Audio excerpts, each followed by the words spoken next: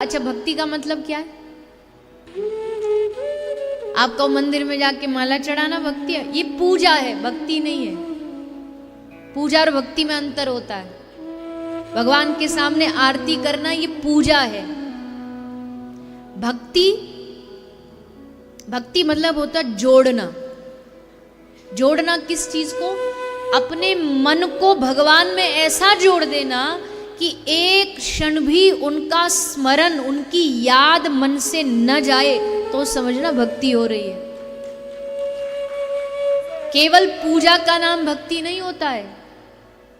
भगवान का सतत स्मरण, सतत याद भक्ति होता है। ऐसा स्मरण कहते हैं, जब भक्ति हृदय में आती है तो आपको भगवान को नहीं ढूंढना पड़ता।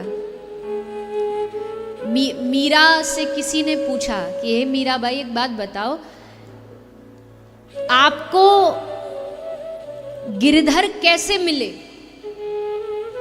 आपको भगवान मिले ये तो सब जानते, पर कैसे मिले? तो मीरा हंसने लगी। मीरा ने हंस के कहा, पहले प्रश्न सही करो। उत्तर तो तब दूंगी ना, पहले प्रश्न सही होना चाहिए। क्यों, क्या प्रश्न है? तो मीरा ने हंस के कहा कि मैंने गिरधर को नहीं ढूंढा, गिरधर ने मुझको ढूंढा है, गिरधर ने मुझको खोजा। कैसे खोज लिया? जब हृदय में भक्ति प्रकट हो गई तो श्री ठाकुर जी खुद उस भक्त को ढूंढते हैं कि कहाँ मिलेगा, कहाँ उसके हमको दर्शन हो।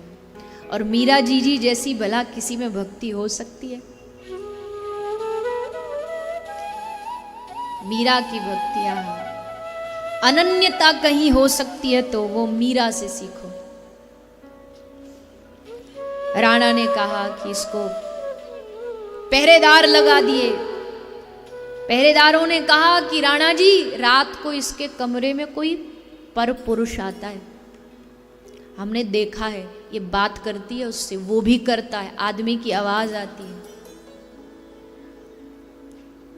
तो राणा ने पहरेदार लगा दिए कि जैसे आज कोई आए इसके कमरा में पुरुष तो हमको बुला लेना। अरे वही पुरुष जिससे तू दिन रात बातें करती है, जो रोज तेरे कक्ष में आता है। तो मीरा ने हंसते हुए, अच्छा वो आप उसकी बात कर रहे हो? मीरा कहती है, आता तो है पर वो पुरुष नहीं है, वो परम पुरुष है जो हर किसी को दिखाई नहीं दे सकता। तुम पुरुष ढूंढने आए हो, मैं तो परम पुरुष के साथ बातें करती हूँ। उसके देखने के लिए आंखें और दृष्टि वो चाहिए जो मेरे पास है, सबके पास नहीं हो सकती। ये है मीरा की भक्ति। तो उस भक्ति से मीरा ने, उस स्मरण से मीरा ने भगवान को पाया है। तो मेरे कहने का भाव यही है, भक्ति का मतलब केवल इतना ही मत समझ लीजिए, ये भी एक भक्ति के अंग है, पर मुख्य भक्ति का अंग ये है कि भगवान का स्मरण सतत चलता रहे। यही भगवान से मांगो। भगवान से दूसरी चीज मुंह खोल के कभी कहो ही मत।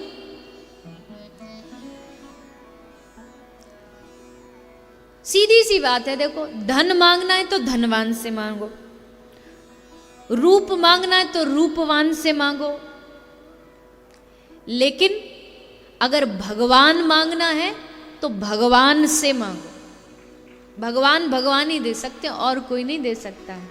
और हमारा उल्टा है, हम भगवान से ही जाकर के इधर उधर की सारी चीज मांगते रहते। लेकिन भगवान से जिस दिन हमने भगवान मांग लिया ना, उस दिन भगवान एकदम हमारे सामने खड़े होंगे। शास्त्र कहता है, वानिक प्रसन्नम धन धान्य दानम, नृपम प्रसन्नम गजबाज दानम, हरि प्रसन्नस्तु सर्वस्व दानम। एक बनिया प्रसन्न हो जाएगा तो क्या देगा? धन दान दे देगा।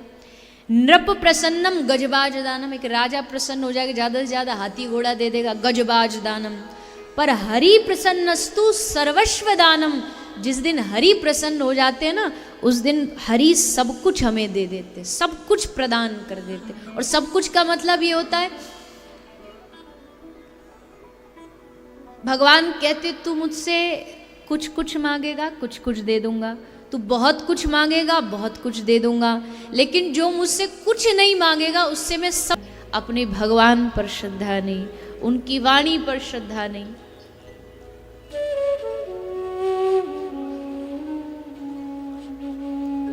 एक ये वाणियां हैं जो कह रही हैं कि मन उसकी श्रद्धा से भरपूर हो। उसने जो कह दिया, हाँ, प्रश्न नहीं उस पर। गुरु ने जो कह दिया उस पर प्रश्न नहीं,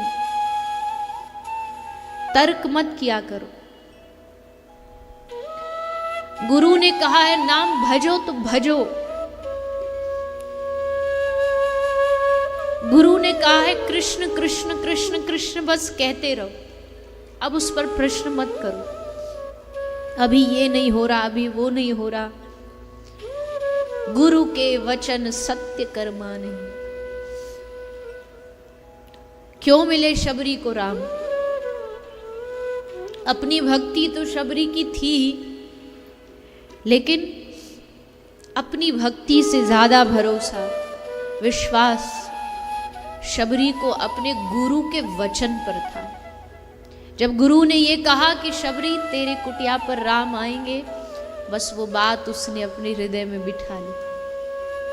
फिर उस पर जरा भी संशय नहीं किया कि आएंगे, हो सकता ना भी आए, क्यों आएंगे भला मेरे पास? नहीं, गुरु ने कहा। गुरु के वचन सत्य कर्मा नहीं।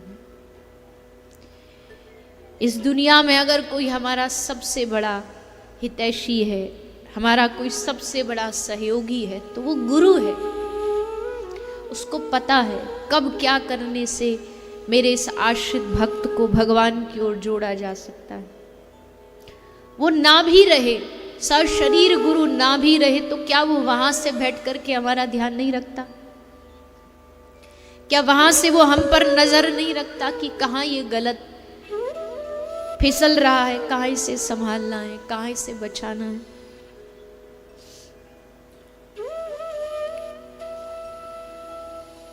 विश्वास रखना चाहिए साधुओं की वाणियों पर, गुरुओं की वाणी पर, शास्त्रों की वाणी पर। अरे स्वयं कृष्ण कह रहा है सर्वधर्म, ग्रहों से डर रहे हैं, दिनों से डर रहे हैं। अरे कृष्ण कह रहा मत डर, तू एक बार मेरी शरण में आके तो देख, तुझे मैं समस्त चिंताओं से मुक्त कर दूंगा। लेकिन ये वही वाली बात हो गई है, जैसे एक विष्ठा में पड़ा हुआ कीड़ा, उस विष्ठा कोई मल कोई समझ लेता यही मेरा जीवन है, आहा कितना आनंद है इसमें, पर उसे ये नहीं पता ये विष्ठा है, ये मल है, इससे बाहर जाना है। वैसे इस संसार को हम अपना मान के बैठ गए कि हाँ यही हमारा परमानेंट घर है, और ये भूल गए कि इससे बाहर निकलना है एक दिन। उसकी तैयारी नहीं करते हम।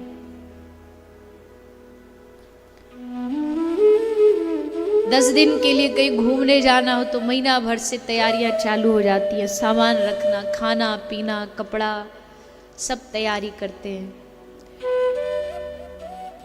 पर ये नहीं याद रखते कि एक दिन हमें मृत्यु उपरांत एक यात्रा करनी है जो हमें भगवान तक लेकर के जाएगी।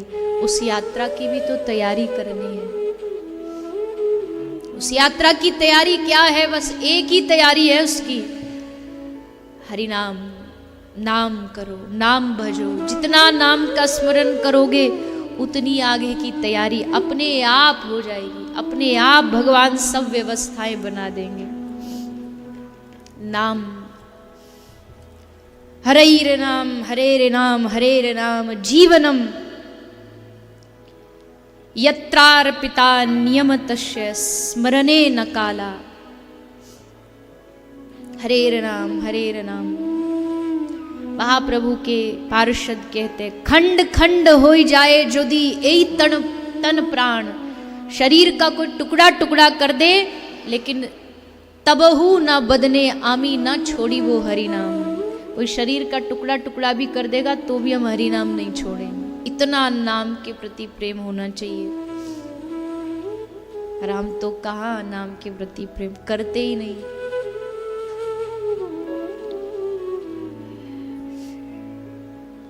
नानक नाम जहाज है, चढ़े सो उतरे पार। पानी से निकलने का एक ही तरीका है, जहाज पर बैठ करके। अब उस पे तैर करके समुद्र पार नहीं हो सकता है, जहाज पर बैठना पड़ेगा। और नानक कहते हैं नानक नाम जहाज है। नानक कह रहे हरि नाम भगवान का नाम जहाज है, चढ़े सो उतरे पार। जो इस जहाज पर चढ़ा सोई पार उतर गया, जो इस जहाज पे बैठा, नाम रूपी जहाज पे। तो यही आगे की तैयारी है। सुखदेव जी कह रहे हैं राजा परीक्षित को, हे राजन, समय ज्यादा नहीं है तुम्हारे पास, इस समय का सही से उपयोग करके इस कथा से 7 दिन जुड़ जाओ। और ऐसा मत सोचना कि राजा परीक्षित के ही पास समय नहीं था, हमारे पास तो बहुत समय है। किसी के पास समय नहीं है, किसी के पास समय की गारंटी नहीं है। हमने देख लिया कितने भयानक समय 2 साल के बीते, कितने लोगों ने अपनों को खोया, कितने लोगों के अपनों से दूर हुए। सोचा भी नहीं था कि ऐसा हो जाएगा, लेकिन उसके बाद भी उन सबको देख कर के अपने आप को भी समझना चाहिए कि हमारे पास भी समय की कोई गारंटी नहीं है। ये मत समझे बैठो कि हाँ हमारे पास बहुत समय है, कर लेंगे भजन, कर लेंगे पूजा पाठ, ये तो बाद का नहीं। अभी इसी क्षण जिसने भगवान को न पकड़ा, वो बाद में भी भगवान को कभी नहीं पकड़ सकता है।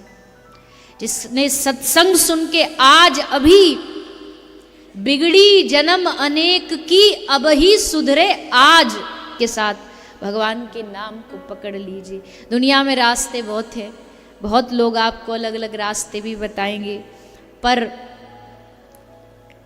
सबसे सरल रास्ता है बस कृष्ण कहो, कृष्ण कहो, कृष्ण कहो बावरे, राम कहो, राम कहो, राम कहो। बस ये कहते रहो, जो भगवान नाम आपको मिला गुरु से, बस जपते रहो, जपते रहो।